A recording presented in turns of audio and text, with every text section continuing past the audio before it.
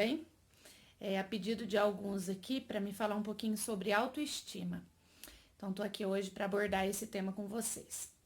A autoestima é algo que a gente vai criando ela, que a gente vai moldando ela desde o nosso nascimento. É desde o nosso nascimento que a gente vai tendo a nossa autoestima moldada. Por que eu uso esse termo moldada? É porque assim, a autoestima nossa tem muito a ver com as situações que a gente vem vivendo e da forma com que a gente lida com elas, dos problemas, das soluções, dos incentivos, se a gente tem, se a gente não tem. Então, assim, os pais, para quem é pai aí, é muito importante, é fundamental na autoestima dos seus filhos. Porque eles ocupam ali, eles exercem ali um papel de referência. A criança tem o pai como referência, principalmente o homem. O filho, o homem, vê o pai como referência. A filha, a mulher, tem a tendência a ver a mãe como referência. Às vezes, se é uma relação conturbada, se é uma relação de conflitos, essa criança busca outra pessoa para ser a referência. Muitas vezes, é comum que a criança busque um tio, alguém que ela convive muito, às vezes um avô, mas também os professores. Porque os professores são alguém ali que as crianças têm, de alguma forma, como inteligentes, como as pessoas que sabem de tudo, em aspas, né? Mas pro olhar da criança é como se o professor soubesse realmente de tudo. Então, eles ocupam um papel muito importante na vida da criança. E a gente, se a gente olhar para nós mesmos, a gente vai ver que na nossa infância a gente teve alguém como referência. E às vezes no meio dessas referências a gente vai encontrar algum professor que também nos ajudou, nos moldou naquilo que a gente é hoje, certo? A escola, a gente tem que ver a escola como parceira. A gente não pode ter a escola como um obstáculo, como algo ruim para os nossos filhos. Em consultório, eu ouço muitas mães, eu escuto muitos pais relatarem a dificuldade de relacionamento com a escola. Eu que tenho 3 crianças, eu já tive em várias escolas por conta de mudanças de cidade. Não é algo que eu acho legal. Eu acho que é importante a criança sentir segurança ali onde ela está, mas quanto mais tempo ela conseguir ficar naquela escola, eu acho que melhora o relacionamento dela com as crianças, com os professores. Eu não tive essa oportunidade e a gente tem que viver daquilo que a gente pode viver, né? A minha realidade era essa, de mudar e mudança de escola, mudança de cidade. Então acaba que isso afeta sim a autoestima, a segurança das crianças. Então eu tive que trabalhar isso com eles para eles conseguirem novamente uma confiança no lugar novo, né, em pessoas novas que ali se apresentavam para eles nessas mudanças, né? E eu percebo a importância que a gente, pai, tem na segurança que a gente transmite para eles. Como que é isso?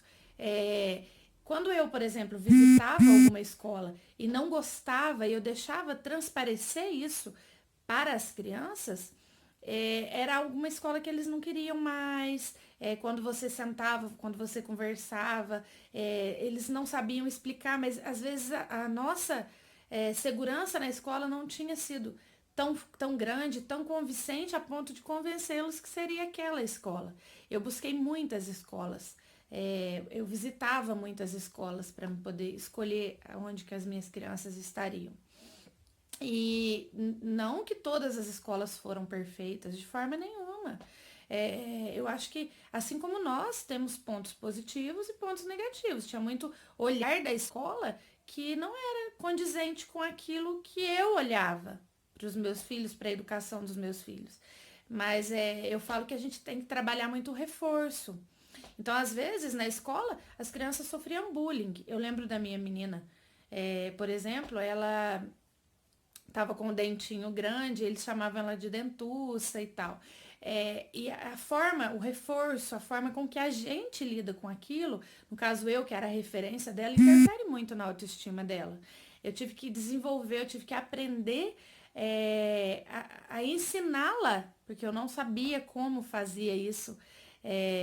E eu tive que ensiná-la mesmo a lidar com esses tipos de comentário. E ela aprendeu a lidar de uma forma que ela não prejudicou a sua autoestima, não gerou um sofrimento, um atraso no desenvolvimento intelectual dela, digamos assim. Ela aprendeu, ela soube lidar com isso, ela soube superar as críticas e hoje ela lida super bem com isso. Então a autoestima ela é muito ampla no sentido de que ela é a nossa ela afeta a nossa área afetiva, emocional, pessoal, social, acadêmica.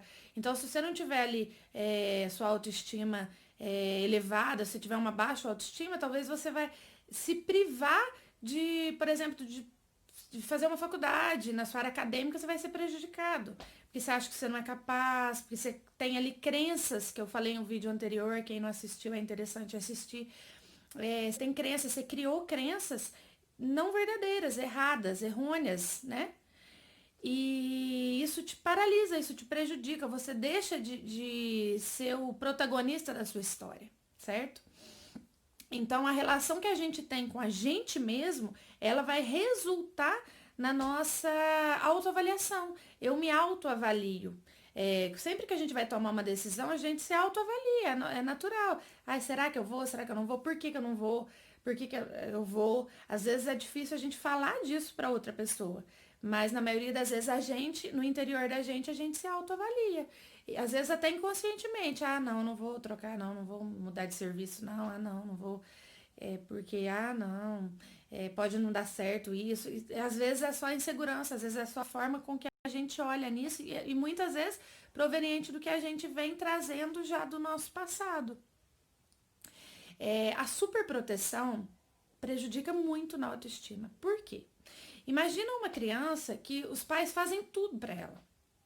Ela vai subir numa mesa para pegar um lápis, o pai vai, pega o lápis para ela. Ela vai colocar um sapato e é difícil, ela vai demorar um tempo, o pai vai e coloca o sapato para ela. Ela tem dificuldade ali de colocar uma blusa, o pai vai, pai e mãe, eu digo no sentido, os pais, os cuidadores, faz por eles. Essa criança, ela não vai desenvolver ali a sua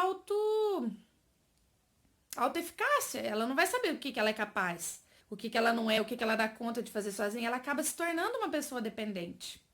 E a pessoa, quando ela é dependente, ela é muito vulnerável. Porque ela depende da opinião de outra pessoa, ela depende de tudo geral de outra pessoa, né? Outra pessoa que faça, outra pessoa que apoie, outra pessoa que incentive, sendo que ela mesma que tem que ter isso, né? Ela que tem que se autoavaliar, ela que tem que se incentivar, ela que tem que olhar para si mesma, ela é responsável pelas atitudes dela. Então, eu vejo muitos pais que não deixam os filhos se desenvolverem. Cair faz parte. Levantar é o segredo. Machucar o joelho, relaxa, vai sarar. Entendeu? Às vezes acontece. Eu vejo, por exemplo, muitas mães às vezes falam, nossa, você não tem medo quando as minhas crianças começam a andar? Eu falo, não, caiu, levanta. A minha mãe sempre me marcou muito, porque sempre quando as crianças caem perto dela, até hoje, né? Nossa Senhora! E dá aquele grito, aquele espanto. E eu lido com a maior naturalidade, porque mesmo que machuque, não tem o que fazer. Talvez eles tenham que machucar. Eu vou dar algumas dicas aqui de como que a gente pode lidar com isso na gente e com os nossos filhos, para quem tem filhos aí. Mas a gente pode olhar isso pra gente também. A gente tem que censurar o erro. Não ficar parado naquele erro. Eles não vai fazer, tipo assim, 100%. No caso dos nossos filhos ou nós mesmos, a gente não vai conseguir fazer 100% certo. A gente vai ter erros, a gente tem falhas. E a gente não pode ficar parar nesses erros, ficar sempre nos julgando pelos erros. Não, a gente tem que corrigir e enxergar que a gente é capaz de recomeçar, de ir além daquilo que a gente errou, certo? A gente tem a oportunidade sempre de corrigir. Valorizar o nosso esforço. Às vezes a gente não vai conseguir mesmo fazer uma coisa como a gente queria. Por exemplo, hoje eu acordo e falo que eu vou fazer uma prova. E você vai lá e faz uma prova e não tem aquele resultado que você queria. Mas você teve o esforço, quanto tempo eu estudei, a prova estava difícil. É enxergar aquilo realmente como é. E não só o fato de não ter alcançado aquela meta que você colocou ali, certo? A gente tem as crenças também, que eu falei no outro vídeo, né? Já citei aqui. Corrigir essas crenças. É comum, por exemplo, nas crianças, por exemplo, chegar em casa, mãe, meu amiguinho, minha amiguinha falou que eu sou burro. Então, assim, ajudá-los a enxergar. Você é burro? Por que você é burro? O que te faz pensar que você é burro, né? Pra gente adulto também. Quantas coisas você já conseguiu fazer? Porque você não conseguiu fazer uma atividade, você é burro. E questionar de uma forma com que a criança se autoavalie. A gente tem, por mais que ela seja criança, ela tem que desenvolver nela essa autoavaliação da verdade, do pensamento crítico sobre ela. E não do pensamento exagerado, distorcido, não, mas de uma forma verdadeira. O que realmente é aquela situação que ela foi criticada ali, né? O incentivo pra gente mesmo. Se você não tem alguém para te encorajar, para te incentivar, seja você mesmo. Eu sou capaz. Eu já fiz coisas piores, eu já fiz coisas mais difíceis, mais trabalhosas do que isso e eu dei conta. Eu fui capaz. Eu sou capaz, então é importante. Essa questão de conseguir resolver os conflitos é muito importante. As crianças têm que aprender a resolver o conflito desde pequena, senão elas vão se tornar adultos com dificuldade de resolver conflitos. E o que acontece aos adultos que têm dificuldade de resolver conflito? Eles fogem, eles deixam de viver, eles ficam presos na sua zona de conforto. Outro vídeo interessante para quem não assistiu. Por medo de sair da zona de conforto, por medo de encarar o novo, o que você faz? Você se prende, você se fecha e deixa de crescer, de buscar outras oportunidades, de amadurecer mesmo. Então é muito importante a gente aprender e ensinar os pequenos a resolver os próprios conflitos sozinho. De que forma que você pode fazer isso? Como que você conseguiria? O que você acha? Qual que é a solução? Eu uso muito essa frase com as minhas crianças. Às vezes a Antonella, que é a maior, chega, mãe, quebrei isso, mãe, rasgou isso. Mãe. E aí, o que a gente pode fazer para solucionar isso? Isso ajuda a criança, né? A gente também a aprender a pensar numa forma de resolver. Os problemas, eles vão acontecer. Mas a gente tem que saber lidar com eles e a gente pode solucioná-los. Como? Através de como? Eu acho que assim, é bem interessante isso. As crianças e a gente também, a gente precisa de um apoio, de um amor, de um incentivo, e muitas vezes não só do exterior, por mais que seja importante, mas isso é importante que a gente também consiga fazer isso por nós mesmos.